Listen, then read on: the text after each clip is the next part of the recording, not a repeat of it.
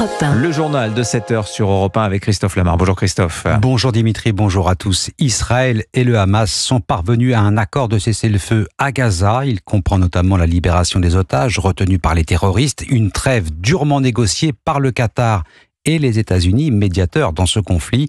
Quelques détails restent à finaliser, dit le Premier ministre Benjamin Netanyahou, mais la satisfaction l'emporte. Satisfaction également du président israélien Isaac Herzog.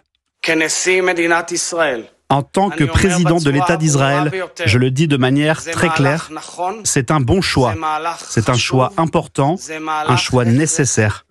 Il n'y a pas d'obligation morale, humaine, juive ou israélienne plus grande que de ramener nos fils et nos filles parmi nous pour qu'ils puissent récupérer chez eux ou être enterrés. Le président israélien Isaac Herzog, on va détailler maintenant cet accord avec vous. Frédéric Simon, bonjour. Bonjour à tous. Correspondant d'Europe 1 à Tel Aviv en Israël, l'accord se décline en 3 phases et prévoit la libération d'un premier groupe d'otages retenus par les terroristes depuis 1 an et demi.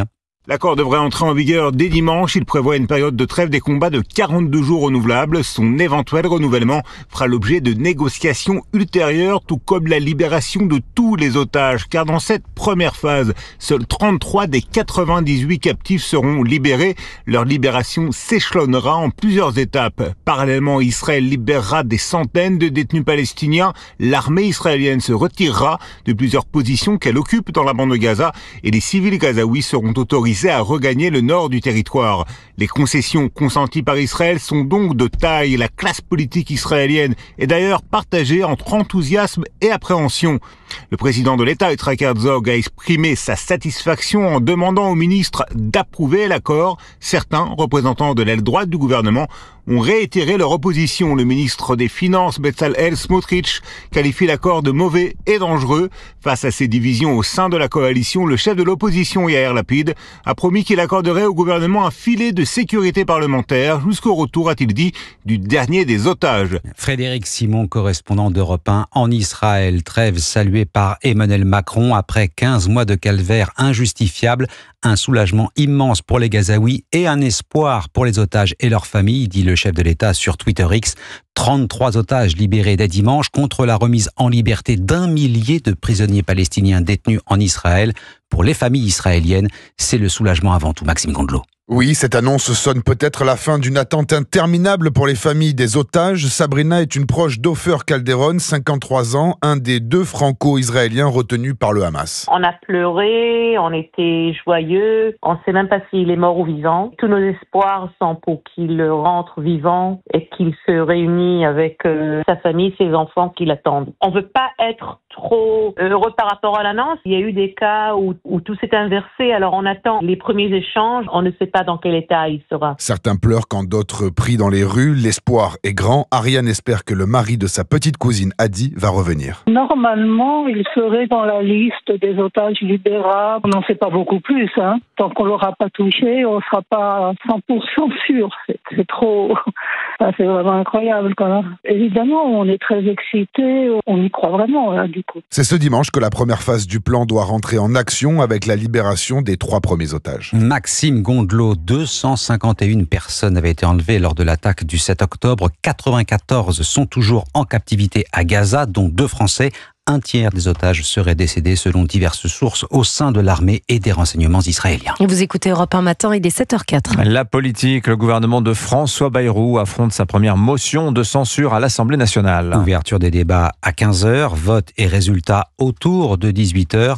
Motion déposée par la France Insoumise et soutenue par une partie de la gauche. Si les écologistes et les communistes se disent prêts à la voter, les socialistes restent muets. Les ultimes concessions du Premier ministre sur les retraites et les postes d'enseignants peuvent-elles changer la donne, Alexis de la Fontaine ? Eh bien, c'est encore assez difficile à dire car le Parti socialiste est en pleine bataille interne sur le sujet. Pour le moment, aucun accord n'a été trouvé entre les députés, et ce même après 3h30 de discussion.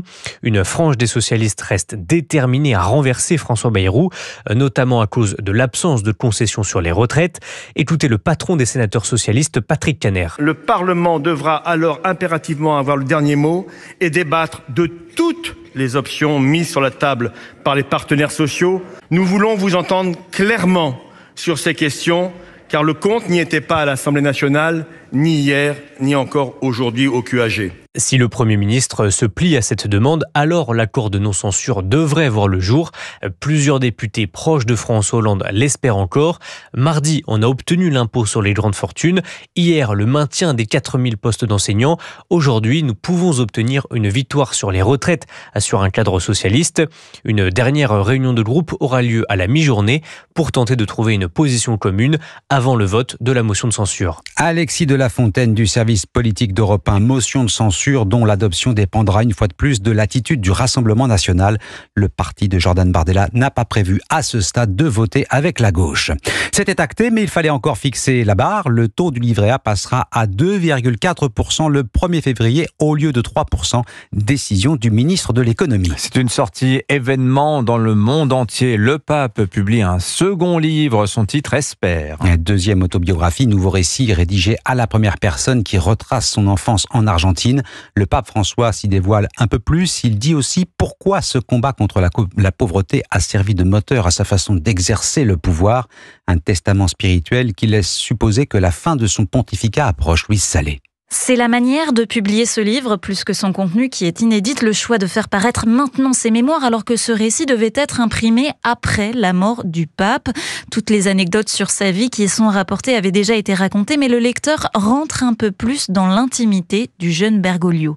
Passionné de foot, mais enfant bagarreur, adolescent turbulent, François regrette avoir causé du tort à sa famille, des immigrés italiens d'origine modeste à qui il rend hommage. Au fil des pages, le pape s'attarde aussi sur sa longue amitié avec une prostituée de Buenos Aires, une Marie-Madeleine contemporaine, comme il l'appelle. Puis François s'inquiète des conflits actuels. Il révèle avoir échappé à un attentat islamiste en Irak en 2021. Pour mener à bien ses réformes dans l'Église, François confie avoir rencontré beaucoup de résistance lorsqu'il décide de nommer des femmes au Vatican, par exemple.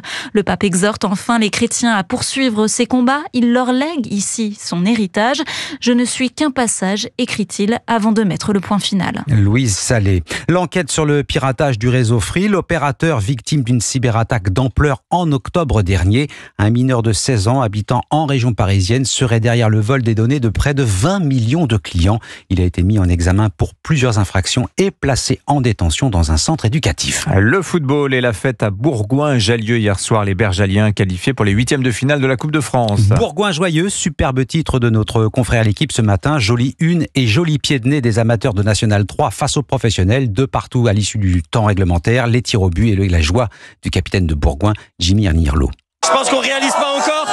On savait qu'on avait très peu de chance de faire quelque chose aujourd'hui, mais on a fait un véritable match. On a été poussé par tout un public et on peut dire on a fait un exploit, voilà, pour toute une ville, tout un club, et on est très fiers en tout cas d'avoir autant de ferveur autour de nous. On remercie tout le monde. Le capitaine Jimmy Nirlo de Bourgoin-Jallieu, le PSG lui s'en est sorti non sans mal face à Espali, autre club de National 3. Victoire 4-2 des Parisiens. Tirage au sort des 8e de finale ce soir à 20h. Merci Christophe Lamar, c'était votre journal. Il est 7h08 sur Europe 1, à suivre l'édito écho. François Bayrou veut débureaucratiser la France, mais en fait comme tous les premiers ministres avant lui depuis une dizaine d'années, pourquoi ça ne marche jamais? On verra ça avec Agnès Verdier-Molinier dans 10 minutes. Et dans un instant, Dimitri Pavlenko, l'invité d'Europe 1 matin. L'ancien préfet Michel Auboin, avec qui nous parlerons de la volonté des LR, mais aussi de Manuel Valls ou encore du Rassemblement national de restreindre, si ce n'est supprimer le droit du sol à Mayotte. Bon réveil avec Europe 1. 7h, 9h. Europe 1 matin.